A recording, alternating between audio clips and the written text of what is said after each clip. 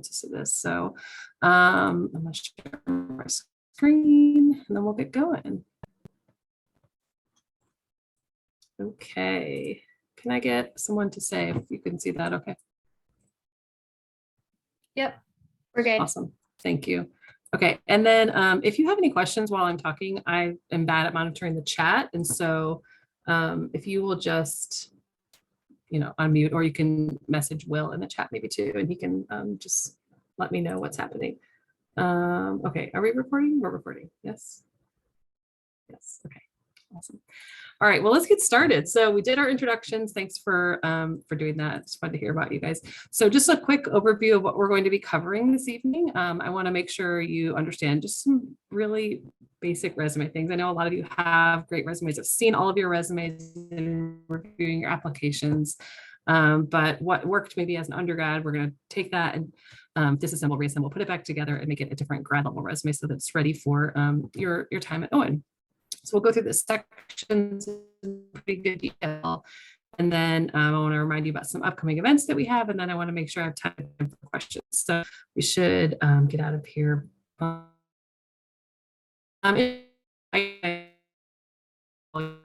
You all use one regularly, use one to apply to this program, but I want you to think about it as really kind of painting a picture, a story for the reader or the recruiter who will be looking at this. It's really important in this process to kind of start thinking like a recruiter, right? You're not just writing this and saying like, okay, I know all the things that I did, I'm putting them on paper now, but rather, okay, I know what I did, but does it make sense for someone else who's reading this for the first time? And will they understand the skills that I have and how they connect to this role that they're looking to hire for? So I really want you to start thinking like a recruiter, putting on that recruiter hat. We'll talk a lot about that. And in your future career too, you're probably going to be looking at a lot of resumes and doing some hiring on your own team. So it's just good practice for you to start thinking like that anyway. So, obviously a strong resume is important for a couple of things, but obviously applying for jobs and internships is really helpful.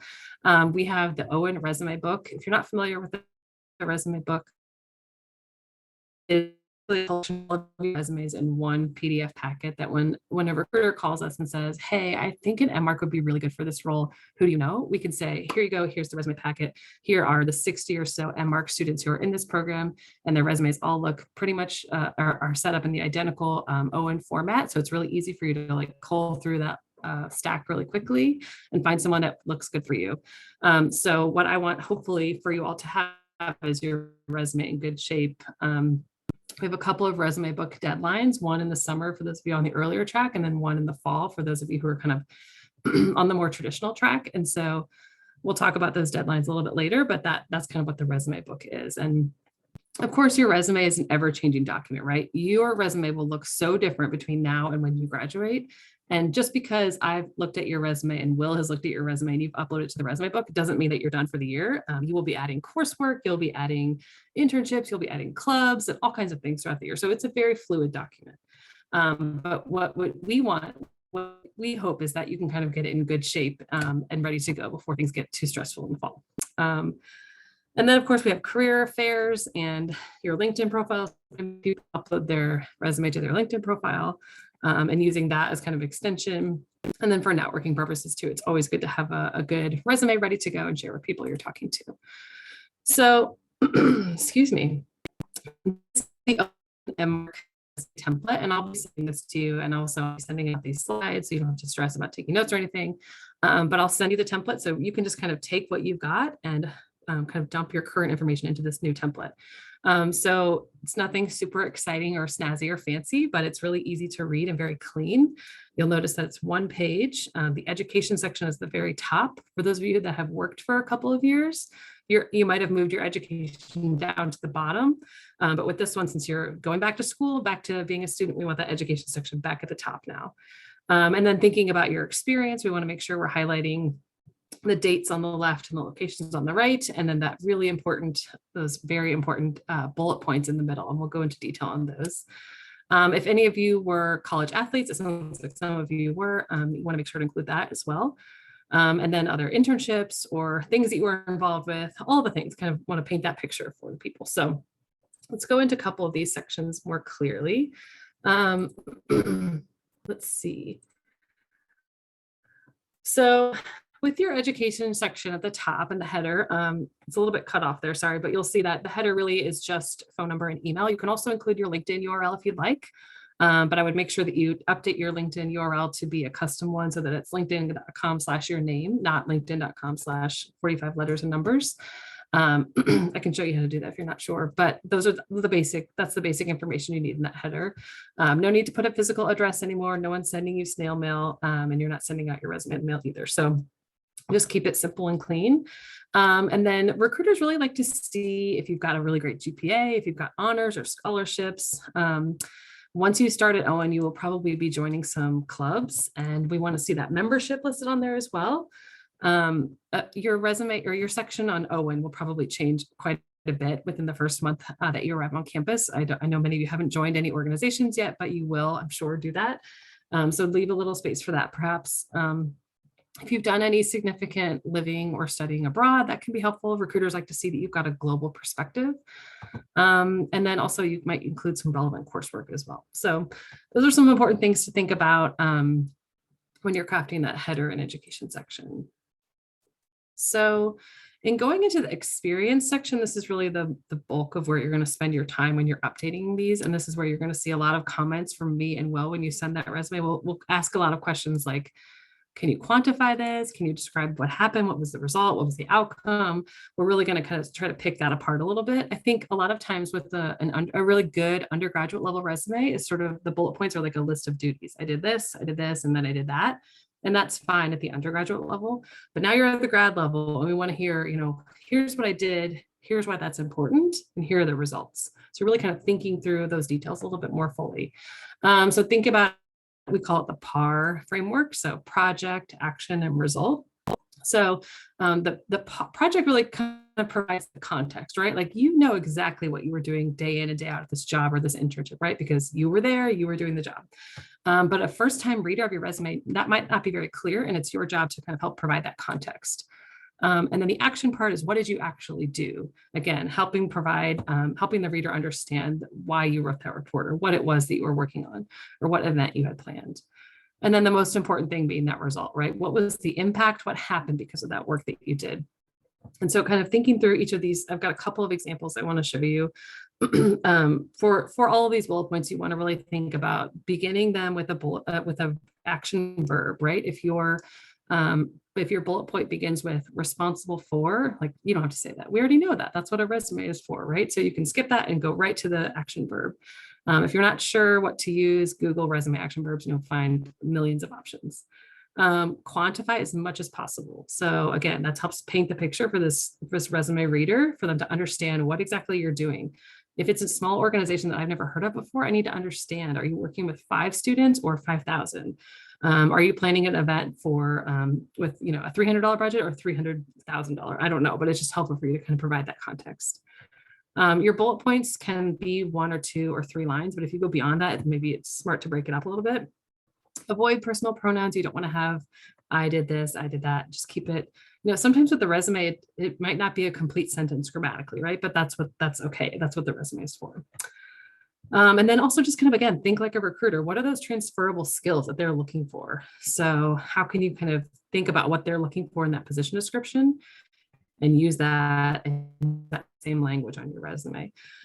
Recruiters write their position descriptions very intentionally, right? They don't just like slap words on a page, but they're really doing that with a lot of intention. And so it's good for you to kind of take note of that and think, how can I incorporate that language or check off the boxes that they're looking for in my resume?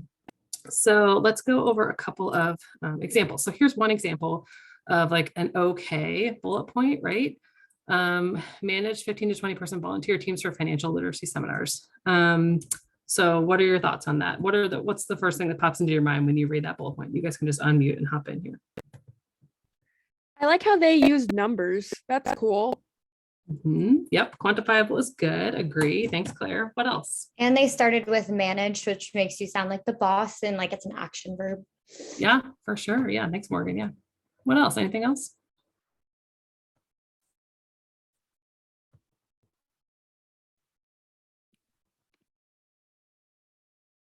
I can hop in real fast too, like provide a little more insight. In that the biggest thing that I've seen in my brief interactions in resumes is really just asking the question, so what? okay, cool. If you manage, this bullet is fine. Like it's kind of going from like the undergrad to the grad level here. So we need something else. Like what more? So what? So what? You manage 15 to 20 person volunteer teams. What does that mean? How is that going to get you the job, basically?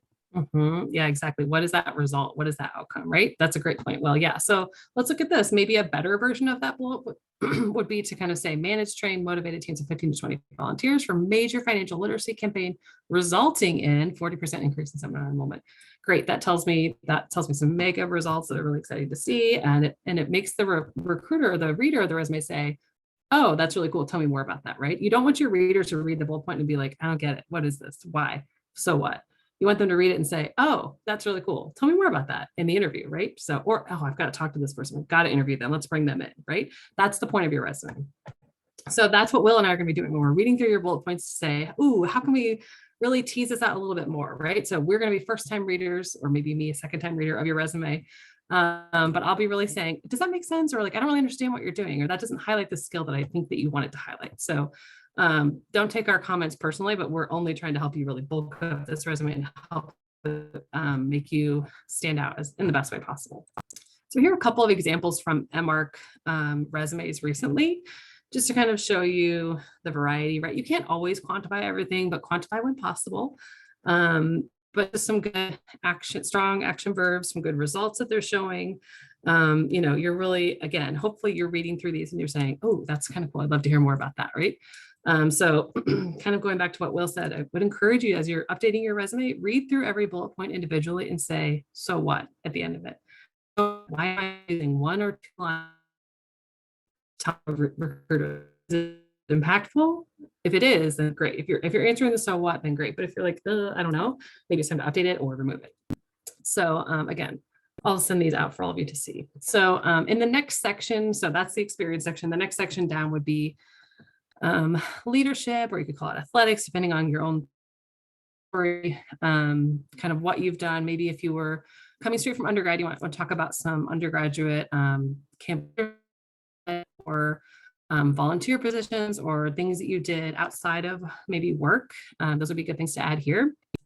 And then that additional section would be, if you've got space for it, it can be a nice conversation starter when you're having that awkward small talk before an interview.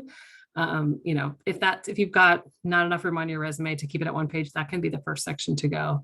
But I think what I want to say too is like the resume should be no longer than one page. But if you're adding your content and dumping it into this new Owen template and you're like, oh, it's just a little bit onto the second page, don't worry about that. Will and I can help you with that for sure. So if the most important thing is that it's in this format, and then we can work on kind of tweaking things as we get into the review. So let's see. Yeah, again, just kind of focusing on those transferable skills. What are the employers really looking for? And then that additional section, certifications that you might have. Some of you might have done like a social media training, or like, I think it's like Facebook or Google Analytics has a training that you can list on there. That always is helpful. You'll probably be using SPSS if you take any analytics or stats classes at Vanderbilt. That's a good one if you're applying to any analytical roles to include. If you have any language skills, again, that shows the recruiter that you've got some sort of global context, which is great. And then those conversation starters as well. So, and then finally, we just want to make sure that you're kind of really taking advantage of and maximizing your time at Owen. So with the clubs and organizations that you join, you can be really intentional with those, right? And signal your kind of career intent. What are you interested in? If you went to the career kickoff a few weeks ago, you were able to hear from the Owen Marketing Association president. And that's an organization I think you all should join and would really benefit from. It's all students on campus are open up. There's a lot of MBAs in there. It's a great way to build your network, to meet other people that are doing really cool things, and just kind of get plugged into that community. So, you could also do other like fun clubs that you're interested in as well. But definitely think about, how do you signal some intent with those organizations that you're involved with. A lot of you will be doing projects or research or internships throughout the school year. And so those will be added in. Again, your resume will look drastically different by the time you graduate. And but this is a working document, a work in progress. And then any analytical tools or skills that you're adding on there, make sure that you're thinking about, do I need to be having these? It's important, and making sure you're taking time to add those in as well. Our library is an excellent resource, the Walker Management Library, especially the O'Reilly tool for higher ed. You can just Google the library's website and find that, and you can log in with your UNet ID. But that's a great place to start this summer. If you're like, you know what, I've got a couple of gaps on my resume, I'd love to learn some new things, take some of those LinkedIn courses or go through O'Reilly. If you've got some extra time, this is a great thing to do over the summer. Let's see. So just a couple of key takeaways. Again, kind of thinking through, how do I take on the perspective of employers? How do I think like a recruiter? What are they looking for? And how can I really answer that question when I'm writing my resume? So really think about that when you're updating your resume into the Owen template. A strong interview is great, right? It is not going to get you the perfect job. You can have the most beautiful resume, but if you can't talk about it, it's not going to do a lot of good. It's one of the many facets of a successful job search is the resume, right? But this is one that we can get a jump on and take control of early. So that's why we're doing that over the summer. So if you have a strong resume, if you feel good about it, that will make for better interviews usually. And it will enable the recruiter to say, oh, that's really cool. Tell me more about that experience that you had living in Spain. And then, you might end up having a couple different versions of your resumes, and that's okay. There were a couple people last year that were like, I think I kind of want to try the whole consulting path. So I'm going to have a more traditional resume that really speaks to that consulting perspective. But also, I really have this cool kind of creative format of my resume that I want to try to apply for more agencies and kind of speak their language a little bit and have a different looking resume. And that's okay too, right? So if you're not sure what kind of jobs you want to apply for, you might have a couple of different versions of a resume, and that's okay. Everyone will definitely have the Owen resume template in this format, but you might have other versions as well. But really think about what are those position descriptions asking for, and how do I speak to that? Another a really good thing to do once you've updated your resume is now to think, okay, what's missing on my resume? What do I need to be adding between now and graduation when I'm looking for a job? So kind of do a gap analysis and think, okay, start maybe even just do some quick browsing on LinkedIn and look at some position descriptions that you're not going to apply for right now, obviously, but just kind of see in their position descriptions, like look at some companies and think, okay, I'd be a good fit for this role. What's their list of requirements? What are they looking for in their candidates? And then how do I stack up against their list? Do I check a lot of their boxes, or am I missing a couple of things? Or maybe you'll look at a couple of positions and think, oh, everyone keeps saying I need to have, I don't know, Google Analytics certification. I'm going to work on that. It's going to be one of my goals, right? So kind of do a gap analysis and see what's missing. And there's definitely ways to address that. You don't have to do it all this summer, right? You're going to be taking classes. You're going to be learning a ton, right? So you don't have to fix all of those gaps now, but think about that. We want you to be proactive and think ahead on that. Again, a good resume is just one piece of the puzzle, right? So it's going to be really helpful for you, but it will also really help you with your networking, which is another piece. And that can really get you further sometimes in recruiting processes. We've got a lot of resources in 1220. I know all of you are familiar with 1220 because you registered for this event in there. But I hope you've been clicking around in there. As the summer goes on, you'll have access to more and more features of 1220. Once you start in the fall, you'll have full access. But I'll be adding things over the summer. There's an MMark folder specifically in the resource library that I will be adding things to and kind of providing more information for you to kind of keep up to date on what's happening, and just things for you to watch, things for you to review. So I want you to keep looking at 1220 regularly. If you need to set yourself a reminder to check a couple times a week, go for it. There are jobs that are posted in there regularly, and also we're updating things all the time, and the events as well. And then the other thing that's really helpful is like you're going to get feedback from me and from Will, but also sometimes it's helpful to have another perspective too, right? Like you might have a really great networking conversation with someone who you're like, oh my gosh, we totally connected. This person speaks my language. They have the job that I want. Go ahead and say, hey, would you mind taking a look at my resume and just making sure that it looks, matches up with kind of what you're thinking. Get another perspective on your resume. That there's nothing wrong with that. That's really helpful. At some point in the process, I will tell you to kind of stop asking for that, because it is good for you to at some point say, okay, I feel good about this resume. It looks good. It represents the story that I'm trying to tell, because you can ask a million different people and you're going to get a million different suggestions on your resume. And ultimately it's up to you to say, you know what, I feel good about this. I like the way that it looks. So, but it's really, I think it's a helpful part of the process to ask a couple people to look at it as well. And then, like I said 100 times, the resume will always be changing. So it's never kind of a done thing, but this is one thing that we can really get started and get fleshed out before things get too crazy in August. So if you were at the MMark career kickoff a couple of weeks ago, we talked through this, but I want to make sure some of you weren't. So these are kind of some summer things that I want to make sure you're aware of. So the kickoff was last month, I guess, and then the workshop. Also, we're going to have an alumni panel in July, as well as like an interviewing kind of workshop, kind of similar to this, like a 45-minute session one evening, or I guess it's at noon.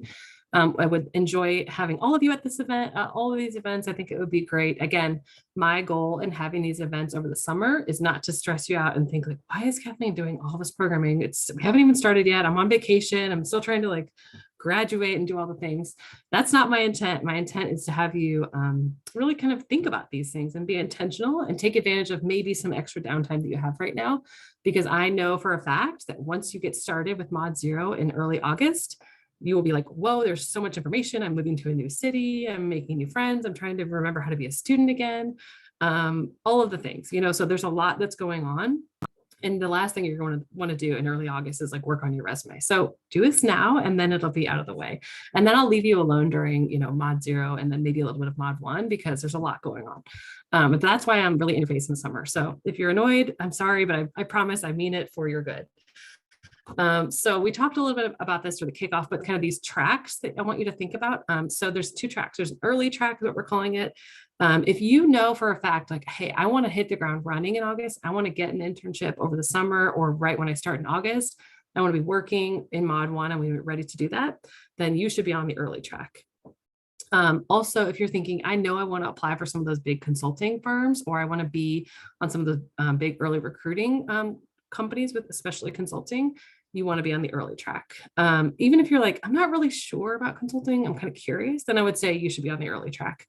You can always change your mind. These are not like written in stone. These are just tracks to help you kind of keep pace and kind of, I don't know, just kind of keep on track, basically. So, some deadlines. Again, if you decide to switch tracks, there's no problem there. I just want to help people kind of think through this process. So a lot of people, or some people, I should say, are like, you know what? I do not want to get a job. I don't want to have an internship in Mod 1. I just want to like settle into like my new life, getting back into the swing of things, being a student. And like, I want to focus on that and maybe look for an internship, maybe in Mod 2. Then I would say you should be on the traditional track, and that will be just a little bit later in the process. And so, that is, if that's the best track for you, that's fine. Great. So what I would say though, is if you're on the traditional track, but you're like, you know what, I've got some extra time this summer, then go ahead and get some of these other check marks out of the way. So do your resume review earlier. I'm available this summer. Have your initial meeting with me, in June, if you want to, that's fine. These are just kind of some guideline dates that are here just to kind of help you a little bit understand this. And then the resume book for the early track will be published on July 13th. That's when we'll send it out to a bunch of people that are looking for interns for the fall. And we will, if your resume is in that book, then they will all be looking at your resume and they'll be reaching out to you. So does anybody have any questions about these two tracks? Last time we had quite a few questions. So if you've got something, that's chances are somebody else has that question too. So feel free to unmute and just shout out. Okay, no questions, good. Awesome. So think about those tracks again. This is more of just kind of a guideline for you. It doesn't have to be official, but think about where you might fall. And if you're like, you know what, I'm not sure, but I have some extra time this summer, I've got some downtime, I'm not working, then, just get some of this stuff done earlier and get it out of the way. Okay. So for the other sessions that we talked about in the kickoff, there's a lot of Tuesday sessions you'll notice here that are just sort of like introduction career path, and those will be led by a variety of different coaches from the CMC, the Career Management Center. So people on my team who are the lead coaches for consulting or tech or marketing, I'm sure all of you will be at the marketing one that is happening in July. And this is open for all students. So there are MBAs, MSFs, and accountants as well. So you're welcome to come to any or all of these. If you work or if you've got a conflict, we will be recording these as well. So you can check our YouTube channel for that information later. But again, these are not to stress you out. These are more to say, hey, here's some way to do some career exploration over the summer and kind of get ahead of the curve a little bit. And then for these, for those of you on the early track, I would encourage you to attend these management consulting casing prep sessions.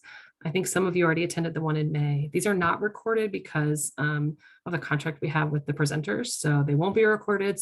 If you missed the first one, it's okay for you to go to the second one. It's kind of a continuation of the first one, but it's not impossible for you to go to the second one without going to the first one. So those are, all of these dates are in 12/20. You could register for all of these. So just hit the events tab in there. So what questions do you have for me? I'm going to stop sharing so I can see all of your faces. Anything career related, the tracks, the timeline, anything at all?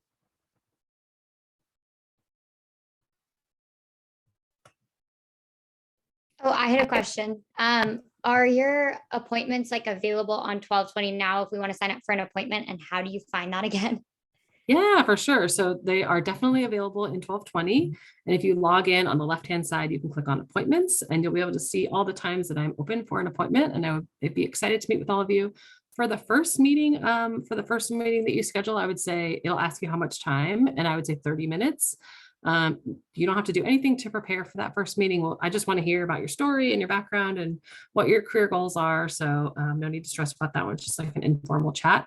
So that's how you do that. And I add appointments every Monday. So if you don't see anything that works for your schedule, just wait until the next week. And then I usually have about 2 weeks of appointments available. Good question.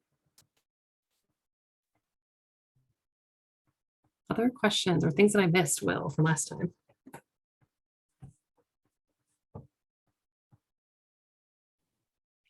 You hit them all. I just wanted to make a quick like PSA for just like kind of the role at the CMC Career Management Center can and will play like in your experience, right? It's a 10-month program, fast, quick. I think a big distinction here is that you're in graduate school, right? So it's like this professional, at least I view kind of CMC as like your professional, like it's going to aid in your professional process, right? Like, what does it mean to like go into the workforce? What does it mean to develop yourself? And I think in contrast to a lot of like career services that you may have encountered in undergrad, it's a smaller environment, right? So then really with a focus on your success. So it's much more intimate, all with sort of like the backing of really great people who are there to help you. But it does take some sort of outreach right on your end in line with the like professionalism, networky sort of world is that you're, adults, right? So it's like it's more of a relationship. So just want to make a quick PSA. Yeah, thanks, Will. I appreciate that. Yeah. And I will say with full honesty, when I was an undergrad, I think I went to my career center once. I went to Emory University in Atlanta one time and I was like, whoa, everyone's wearing a suit. I feel out of place. Peace out. And I like left. So if that was you, that's okay. I know that. But this is going to be very different. We will be regularly contacting you. I will be regularly contacting you. My hope is that we'll have at least kind of one individual check-in each mod, just so I can hear how things are going. But there's a lot of people that meet with me a lot more often than that. I have weekly calls set up with some people, but it's on you. It's up to you and what you're looking for and what I can do to help you, right? I'm going to partner with you in this process.